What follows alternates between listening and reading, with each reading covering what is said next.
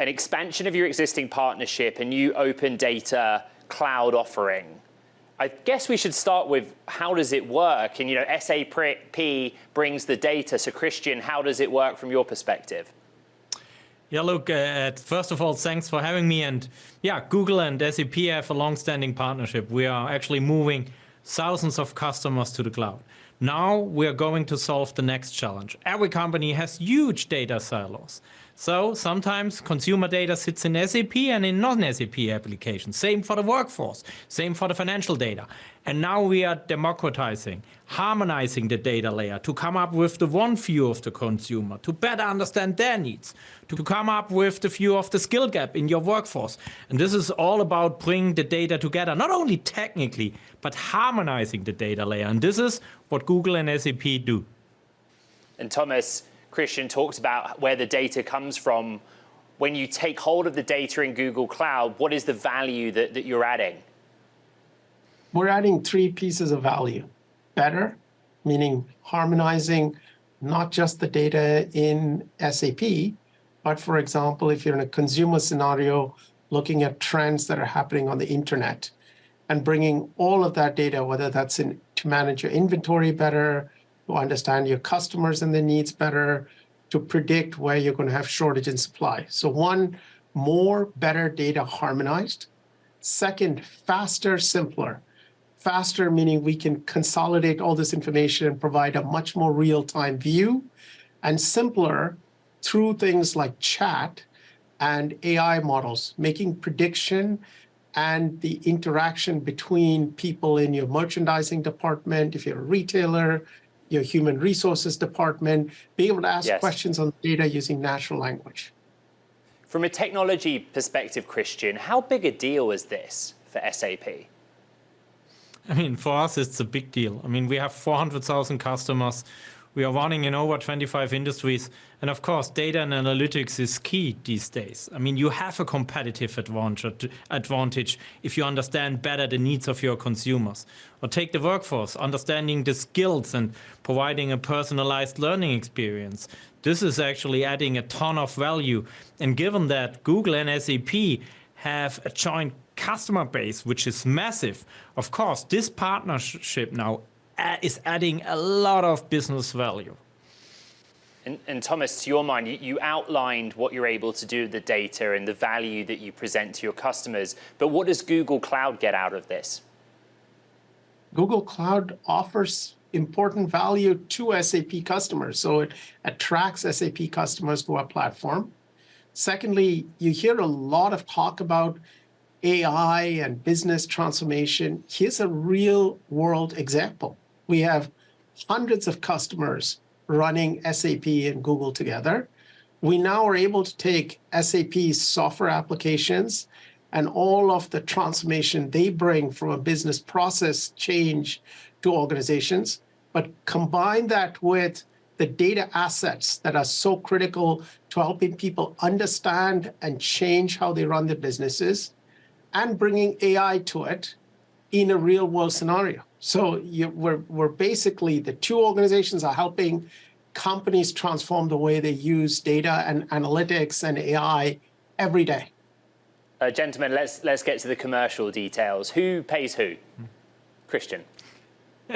And the good piece is it's very simple, for our joint customers. So, both sales teams can sell the new offering. It will happen, on one paper with one commercial offering. So we actually simplifying it. And actually for us, it was actually very important that it comes with an attractive price, because this has to be a win-win-win situations. Of course, we want to give our customers more reasons to go to SAP and Google. But of course, we also want to offer this new solution at a very attractive price point. And Thomas, we come to you and ask, how does Google Cloud make money from this arrangement? Most importantly, I would say, what's the value that customers get out of this? Customers get the value. They can improve their understanding of their end customers. We're helping, for example, Richemont in the luxury industry do that. Customers can improve the way they manage inventory, the work that our two organizations have done at Home Depot. Customers can be more precise in responding, for example, if you're an e-commerce company and you're making commitments to deliver products on time, as we've done with Mercado Libre. Customers can plan better, as our two organizations have helped Vodafone. So the value that we both bring is helping people use their business systems, SAP and Google Cloud, their data, and to transform the way that they serve customers and manage their business. That's what drives value, and that's what brings customers to both of us. Christian, in the competitive landscape for corporate applications, you look at what Microsoft's done to move early to bring AI into corporate applications. I'm thinking about, of course, Dynamics 365 Copilot as one example.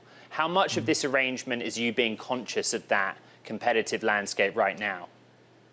Yeah, the good piece is that a lot of partners, especially in AI, they are reaching out to SAP.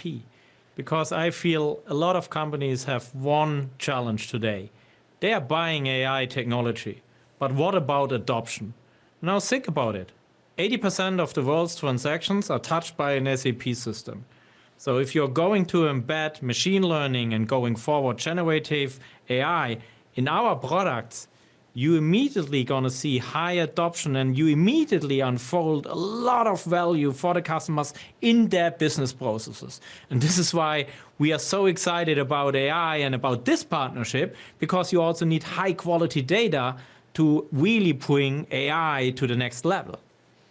And to that point, Thomas, both parties are expressing confidence that Open Data Cloud is going to basically spur innovation in the field of AI. What does that look like? First of all, we fundamentally believe data is a critical asset for a company. And it's both SAP and Google's joint belief that that should be open, so people can use whatever tools they want to access the data. Second, we are unlocking data and simplifying the use of that data in the context of business processes that large customers have. I mean, the world's largest, most sophisticated companies in virtually every industry run SAP. Many are using Google Cloud. The combination is unlocking how AI is applied every day. Think about a merchandising manager in e-commerce trying to figure out how much inventory of what product do I maintain in what location. A supply chain manager trying to figure out where do I need to put capacity in which country. Every one of those customers and many more will be able to use our joint solution to open up how AI is going to help them every day in their day-to-day work. Well, on that note, Thomas, are there any specific verticals where you expect this relationship with SAP to help you do better than AWS and Azure? Well, we have very strong partnerships in many verticals: manufacturing, automotive, retail, healthcare, supply chain and logistics. These are all different industries in which we work very closely with the SAP team. They're a super strategic partner with us, not just in how we bring solutions to customers, but also in the deep engineering collaboration. And every step as we evolve our offerings together, we think it'll bring value and competitive differentiation. I have two CEOs with me with a global customer base that is increasingly cost conscious.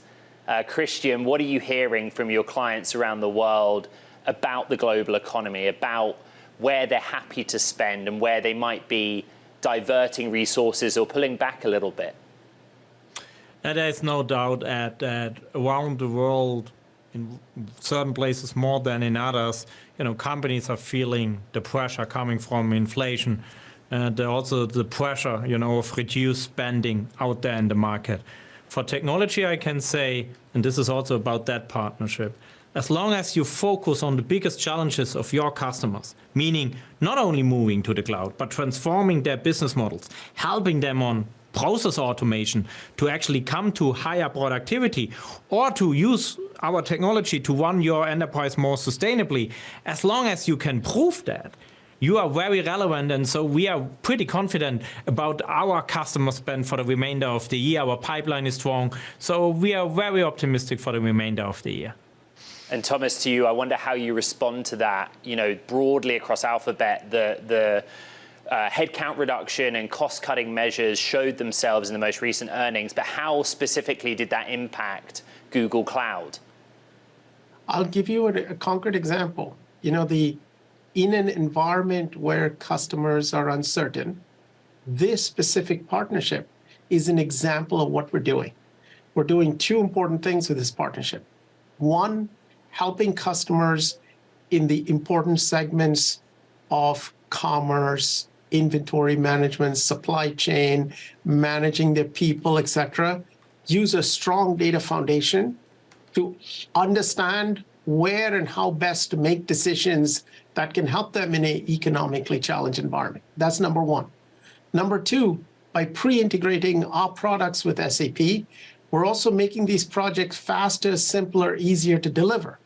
Also an important part of addressing people's anxiety about program spending in this environment. So we're taking action not just to make Google itself more efficient, but also to make sure that we deliver valuable solutions to customers who are facing challenges in this economic environment.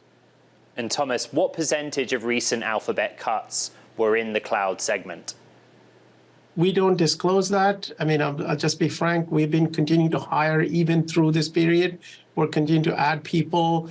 And as you've seen from our most recent earnings results, we're profitable and we continue to invest strategically to grow the business for the future.